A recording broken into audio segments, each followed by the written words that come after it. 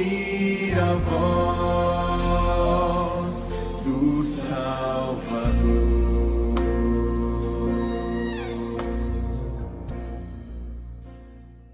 Nós estamos vivendo hoje um mal que assola a humanidade, que é a depressão. Os casos de suicídios que aumentam de maneira tão alarmante, aumentam por conta desse aumento da depressão também. Isso tem causas. E eu resolvi trabalhar esse texto porque nós trabalhamos esse tema com os adolescentes esse final de semana. E foi esse tema trabalhado com os adolescentes lá em Ariquemes, durante esse encontro aí dos adolescentes, o Acampupa. Mas eu penso que não é uma questão para nós nos preocuparmos apenas com as crianças, apenas com os adolescentes. Porque nós adultos também estamos vivendo situações em que nós não estamos sabendo lidar muito bem com a pressão que o mundo, que a agenda, que o pecado tem imposto sobre as nossas vidas. Que esse desejo de ter, esse desejo de possuir, esse desejo de consumo, esse desejo de ter uma vida melhor, umas férias melhor, e toda essa coisa que a gente busca tanto, uma busca pelo prazer, acaba nos consumindo de uma forma que a gente precisa parar e ajustar o nosso foco, ajustar as nossas prioridades para não se perder. E aí eu queria que você lesse esse salmo junto comigo, para você perceber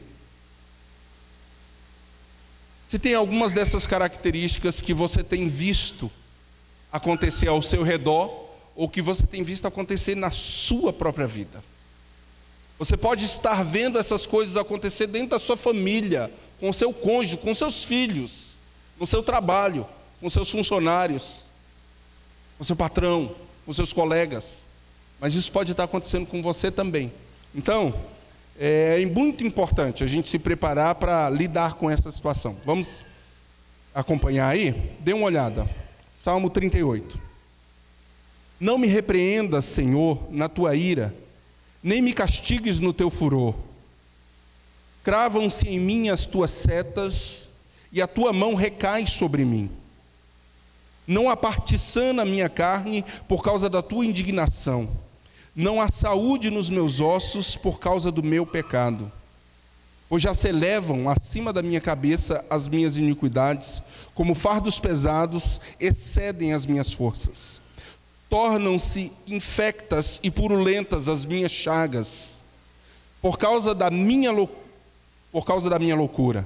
Sinto-me encurvado e sobremodo abatido. Ando de luto o dia todo. Ardem-me os lombos, e não há parte sã na minha carne. Estou aflito e muito quebrantado. Dou gemidos por efeito do desassossego do meu coração. Na tua presença, Senhor, estão os meus desejos todos, e a minha ansiedade não te é oculta. Bate-me excitado o coração, faltam-me as forças, e a luz dos meus olhos, essa mesma já não está comigo. Os meus amigos e companheiros afastam-se da minha praga, e os meus parentes ficam longe. Armam ciladas contra mim os que tramam tirar minha vida, e os que me procuram fazer mal dizem coisas perniciosas e imaginam engano todo dia. Mas eu, como surdo, não ouço, e qual mudo não abro a boca. Sou com efeito como quem não ouve, e em cujos lábios não há réplica. Pois em ti, Senhor, espero. Tu me atenderás, Senhor Deus meu. Porque eu dizia: não suceda que se alegrem em mim, que se alegrem de mim e contra mim se engrandeçam quando me resvalam os pés. Pois estou prestes a tropeçar, a minha dor está sempre diante de mim. Confesso a minha iniquidade, suporto tristeza por causa do meu pecado. Mas os meus inimigos são vigorosos e fortes, e são muitos os que sem causa me odeiam. Da mesma sorte, os que pagam mal pelo bem são meus adversários, porque eu sigo o que é bom. Não me desampares, Senhor, Deus meu, não te ausentes de mim. Apressa-te em socorrer-me, Senhor da minha salvação. Numa leitura rápida e simples, nós podemos identificar nesse salmo um quadro da sociedade que nós vivemos hoje. É um quadro de dor, de luta, de depressão, de pressão, de uma ansiedade tão grande, que ele cita coisas aqui que esse cara está à beira de um suicídio. Infelizmente, esse tipo de sentimento, esse tipo de pressão, tem recaído sobre muitos de nós, ou sobre muitos ao nosso redor. Nós precisamos nos atentar para isso. Ano passado eu fui no sepultamento de uma jovem, uma adolescente, 16 anos, que tirou a sua vida num quadro bem parecido com esse, de depressão, de situação, de pressão sobre a vida dela. Alguns anos atrás, 20 anos atrás, se falava que crente não tem depressão. Ainda se pregava que crente não podia passar por depressão, porque depressão era uma espécie de possessão demoníaca, era uma espécie de... a pessoa estava dando brecha de alguma forma.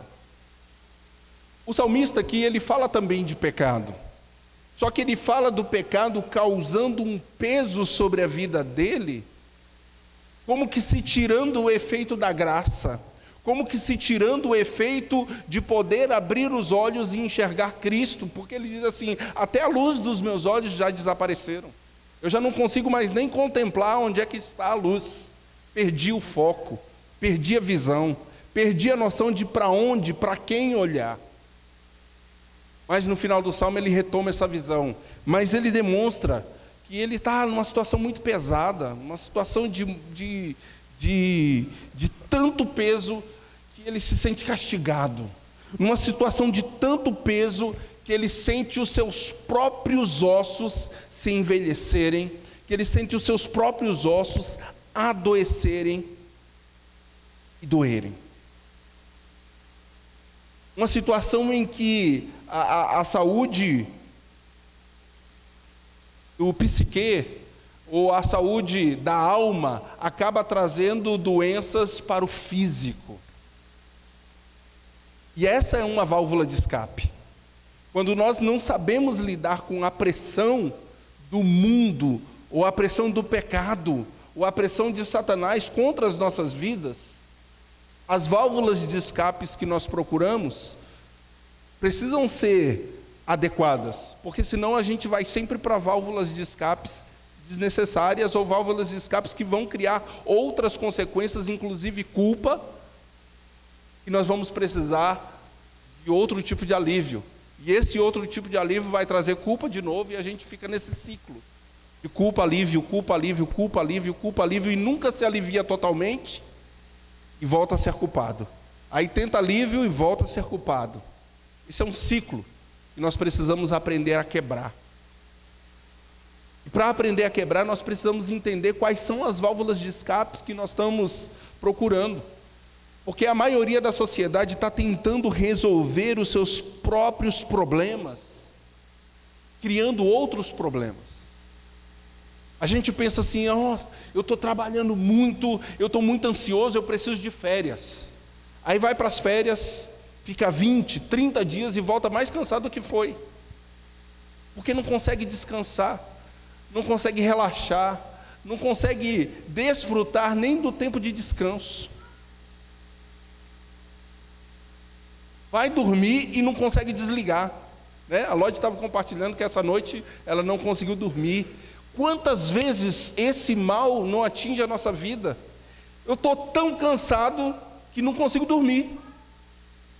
Deveria ser exatamente o contrário: eu estou tão cansado que vou dormir bastante, mas não. A gente acaba não conseguindo desligar, a adrenalina é tanta dentro de nós, que a gente acaba não conseguindo desligar. E essa primeira parte do Salmo, ele está falando desse tipo de coisa, de doença da alma que está atingindo o meu físico, e que eu estou tão tomado por essas coisas, que eu não consigo me desligar. Veja o que ele diz lá no versículo de número 10, bate-me excitado o coração. Esse cara está num nível de adrenalina tão grande, que ele não consegue desligar. Ele está perto de explodir, literalmente, o seu coração está perto de explodir, de tanta euforia, de tanta adrenalina.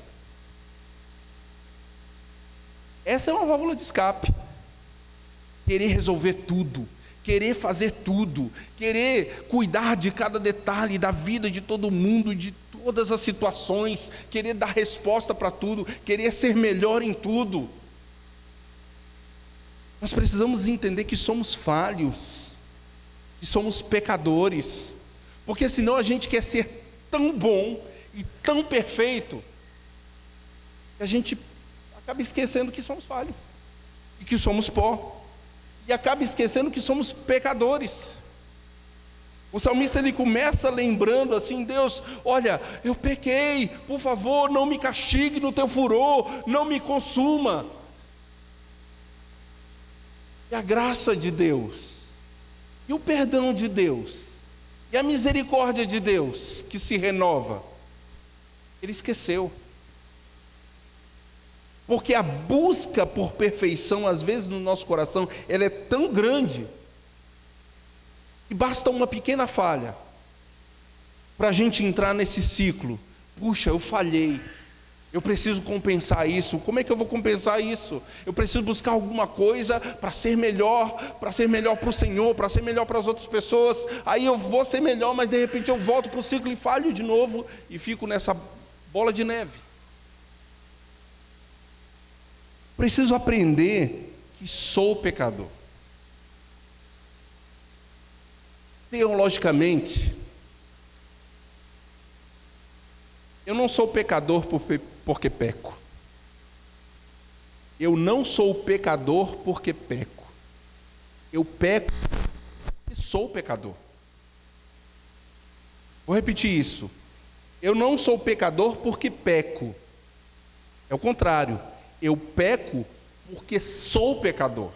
Isso faz parte da minha essência. Eu tenho que entender quem eu sou, e eu sou pecador. Por isso que eu preciso ser salvo. Ele termina o salmo dizendo isso: Senhor, me socorre, me salva. Eu preciso do Senhor. Se eu não entender que eu sou falho, que eu sou pecador, eu vou exigir de mim mais do que eu consiga dar. Eu vou exigir de mim mais do que eu posso oferecer. E isso cria pressão sobre a minha vida. E essa pressão pode me levar a um nível de desejo de produção tão grande, de adrenalina, de não desligar, e acabar criando doenças psicossomáticas.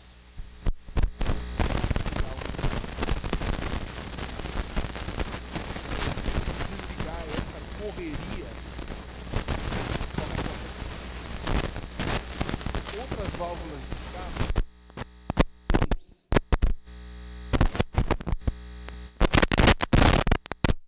A pessoa deixa de comer, ou come demais, como uma resposta para a sua ansiedade.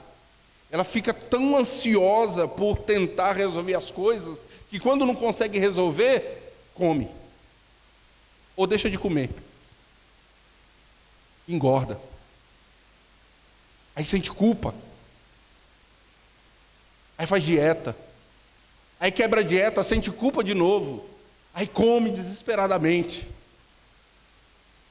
E algumas pessoas fazem o caminho contrário, mas é a mesma consequência: tentar ser perfeito, quando nenhum de nós o somos. E o grande problema disso é porque a gente vai tentando outras coisas, e todas elas nós vamos falhar. Em todas elas nós vamos falhar. Eu tento ser um marido perfeito. adequado, ideal, bíblico, agradável ao Senhor, agradável para a minha família, mas eu vou falhar. Eu tenho que entender que eu vou falhar. Você tenta ser a esposa perfeita, adequada, isso, aquilo, todos os detalhes, mas você vai falhar. E se a sua expectativa é de que você não vai falhar, se a sua expectativa é de que você vai ser tão bom ou tão boa, quando você falhar, você vai se decepcionar tanto. Isso vai trazer outras doenças para você, como consequências desse pecado. Esses problemas, eles estão entranhados no coração de quem passa por esse tipo de aflição. Veja aí no versículo 8. Estou aflito, muito quebrantado, dou gemidos por efeito de desassossego do meu coração. Mas o grande problema de tudo isso, dessa busca de perfeição, dessa busca de um ideal que não se pode alcançar pelas próprias forças, ou numa terra decaída, ou com outras pessoas decaídas, é que nós, quando desejamos ser perfeitos ou viver a vida perfeita, automaticamente lançamos uma carga muito excessiva sobre a nossa vida, por essa expectativa.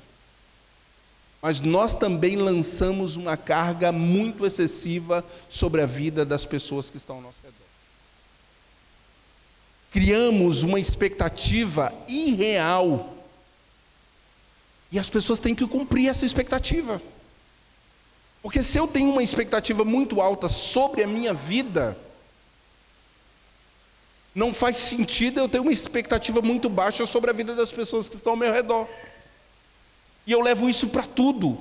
Eu levo isso para o meu casamento, eu levo isso para a criação dos filhos, eu levo isso para o trato com os meus pais, eu levo isso para o trabalho, eu levo isso para o trânsito, eu levo isso para tudo. E quando alguém falha comigo, eu elimino,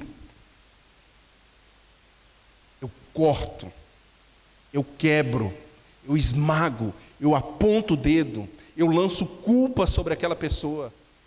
E o que eu deveria produzir, que é alívio, que é graça, que é misericórdia, que é ser pacificador, que é ser aquela pessoa que busca justiça de maneira pacífica, eu acabo sendo o contrário de tudo isso.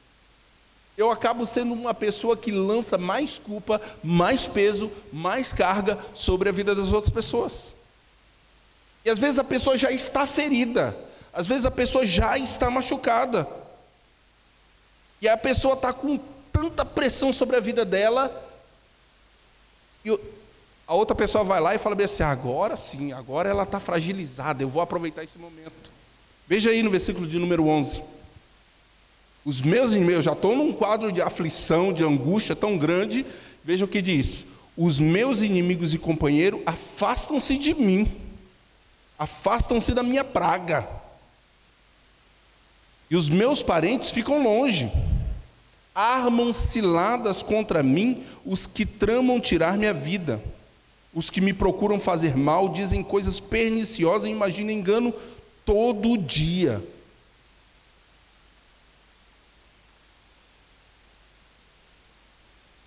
Culpa sobre alguém que está fragilizado. Um peso sobre alguém que está sofrendo angústias da alma. Quando nós somos chamados lá em Mateus 5, em todo o Novo Testamento, para sermos alívio, para sermos como um fermento que leveda toda a massa, para sermos aqueles que buscam a paz, para sermos aquele que investe, como Cristo investiu na nossa vida. Às vezes a gente age exatamente como esses amigos estavam agindo com esse cara, com esse salmista. Nós precisamos cuidar disso, porque isso é um ciclo. A gente cria tantas expectativas nas pessoas. Falhou, vamos aproveitar agora e vamos jogar, porque dizia que era tão santo, dizia que era tão bom, dizia que não errava. Vamos jogar agora no ventilador para todo mundo ver quem ele é. Vamos armar uma cilada para derrubá-lo. Precisamos ajudar. Como é que a gente vai ajudar alguém que está vivendo em angústia? A pessoa é apática. A pessoa não toma partido. A pessoa parece que não está nem aí. A pessoa que parece que não está interessada. Você até se dispõe a ajudar e a pessoa... Oh, nós vamos te visitar. Não, não precisa não. Eu vou dar meu jeito. Não, eu não estou nem ligando para o que estão falando. Deixa eu falar. É o que diz na sequência do versículo, o versículo 13. Mas eu me faço de surdo. E não é o se faz de surdo, como diz assim, isso não me atinge, não. É aquela pessoa inerte. Aquela pessoa que está tão atingida, que está tão dolorida, que está tão aflita, que ela não consegue reagir.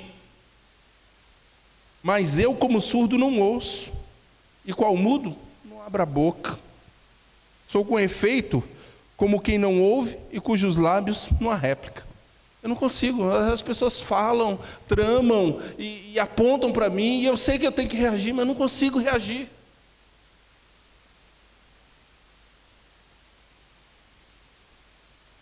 E no desejo de voltar a viver, ou no desejo de voltar a produzir, ou no desejo de voltar a ser bom, algumas pessoas chegam à conclusão: não vão conseguir ser tão bom, de que não vai conseguir ser tão bom quanto o pai da outra família. Eu não vou conseguir ser tão bom quanto o marido da minha vizinha.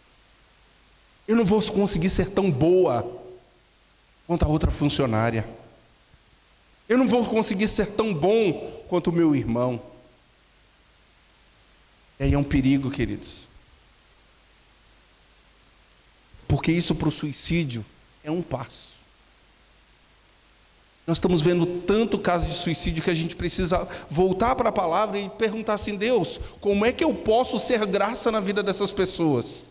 Como é que eu posso ser alívio na vida dessas pessoas? Ou mais, como é que eu posso não ter tanta carga sobre a minha vida, ou não lançar tanta carga sobre a vida das pessoas que estão ao meu redor? Como é que eu posso ajudar aquele que está tropeçando? Como é que eu posso ajudar-me a não ser uma pessoa que tropeça tanto? Primeiro, eu preciso ser realista com quem eu sou. Eu sou pecador. Segundo, eu preciso buscar as válvulas de escape adequadas. Eu tenho válvulas de escape para o meu dia a dia. Eu tenho válvula de escape para me aliviar do estresse do trânsito. Vai caminhar, vai andar de bicicleta. Tira um tempo para você estar sem rede social, sem celular, sem computador, sem essas coisas, para aliviar a sua mente. Tire férias e vá para lugar que não pega internet, para aliviar, para desligar sua mente. Mas isso só resolve o problema daqui. Isso só vai resolver o problema do trânsito. Nós temos um problema que não está fora de nós, ele está dentro de nós. É o pecado. Nós precisamos encarar. Nós precisamos encarar essa desgraça que o pecado causa sobre a nossa vida. Veja, no versículo 3, ele diz assim: não há parte sã na minha carne. E ele fala mais algumas coisas e termina assim: por causa do meu pecado. É por causa do meu pecado. E aí ele acha a resposta lá no finalzinho, no versículo 18, ele diz assim: confesso a minha iniquidade, suporto tristeza por causa do meu pecado. Senhor, eu quero te aliviar diante de Ti. Eu quero me expor diante de Ti. Eu sou pecador. Eu sou falho. As pessoas têm expectativa contra a minha vida, ou a respeito da minha vida.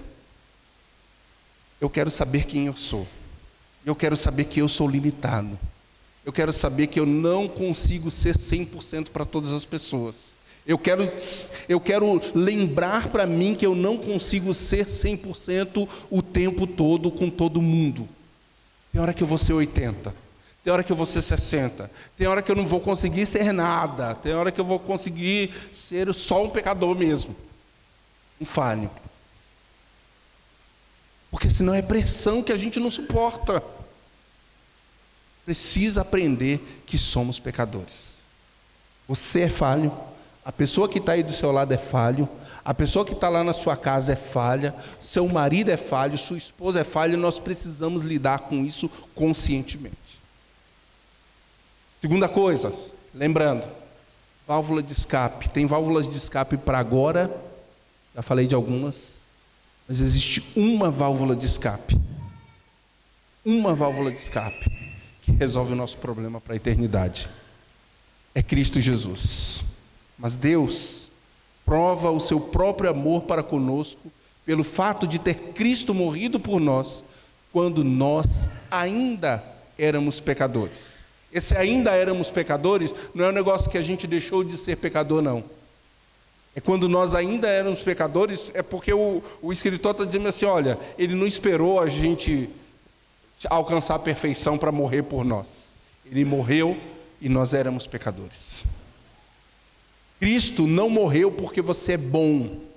Cristo não morreu por você porque você merecia, porque você era certinho. Ele morreu por você exatamente porque você é pecador. E essa é a única válvula de escape que vai resolver o teu problema da eternidade. Tem gente tentando resolver o seu problema de vida, dizendo assim, eu quero viver tanto, eu quero tanto viver, mas eu não consigo. Eu não consigo ser tão bom como meu vizinho, eu não consigo ser tão bom como aquela irmã que vem aqui cantar, eu não consigo ser tão bom como aquele irmão que vem aqui e fala, eu não consigo ser tão bom como aquele funcionário lá na empresa, eu não consigo ser tão bom como tal pessoa. Então, já que eu não consigo ser tão bom, não vale a pena viver. E aí Cristo vem e diz assim, exatamente porque você não consegue ser tão bom, eu vou dar a minha vida para você. Eu vou entregar a minha vida para que você tenha vida e vida em abundância. Só em Cristo, querido, nós vamos ter essa vida em abundância. Não existe nenhuma outra válvula de escape que a gente consiga resposta para a nossa vida. Somente Cristo Jesus. Eu posso tentar outras coisas. Eu posso tentar pressionar todo mundo. Eu posso tentar lançar pressão, pisar nas pessoas, para que as pessoas não tenham coragem de se levantar contra mim. E eu vou ser tão rude e tão grosseiro dentro de casa, com as pessoas que estão mais perto e com as pessoas que estão longe. Ninguém vai ousar levantar a voz contra a minha vida. Eu vou ser o cara, ou eu vou ser a mulher. Besteira. O que a gente precisa entender é que graça, misericórdia, perdão, segunda chance, compaixão, andar segunda milha, são características daquele que já tem o seu problema da eternidade resolvido. Daqueles que já têm o problema da eternidade resolvido, não por si mesmo, mas por Cristo. Aí eu entendo que tem coisas que eu não consigo. Aí eu entendo que tem coisas que eu não vou ser possível, não vou ter condições de fazer. Eu vou me recorrer em Deus. Eu vou me recorrer em Cristo. E o Salmo termina, eu queria ler esses dois últimos versículos. O Salmo termina dizendo assim, o salmista diz, não me desampares, Senhor, Deus meu, não te ausentes de mim, apressa-te em socorrer-me, Senhor da minha salvação. O mesmo salmista escreveu o Salmo 37, falando de pecado também. E ele fala diretamente com Deus nos primeiros versículos. E eu acho maravilhoso quando ele chega no versículo 3 em diante. Ele começa dizendo no 1, não te indignes por causa dos malfeitores, nem tenha inveja dos que praticam iniquidade. Ele está dando uma palestra, está dando uma aula. Pois eles, dentro em breve, definharão como a verba e murcharão como a erva verde. Confia no Senhor e faz o bem. Habita na terra, alimenta-te da verdade. Ele está como que um palestrante, falando como é que você deve proceder diante das situações de opressão contra a sua vida. Mas no salmo seguinte, ele está mostrando a opressão sobre a sua vida. Às vezes a gente é bom para falar para o outro, mas a gente precisa entender que nós também somos alvos dessa pressão sobre a nossa vida.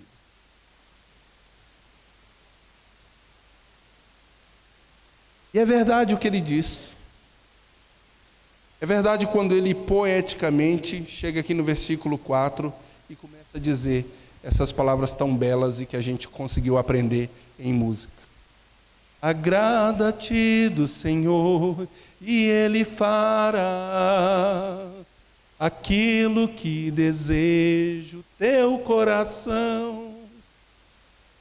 Entrega o teu caminho ao Senhor e o mais Ele fará. Descansa no Senhor e espera nele, pois Ele é a tua salvação. Ele é o teu castelo, teu refúgio na tribulação. Confia no Senhor e Ele agirá.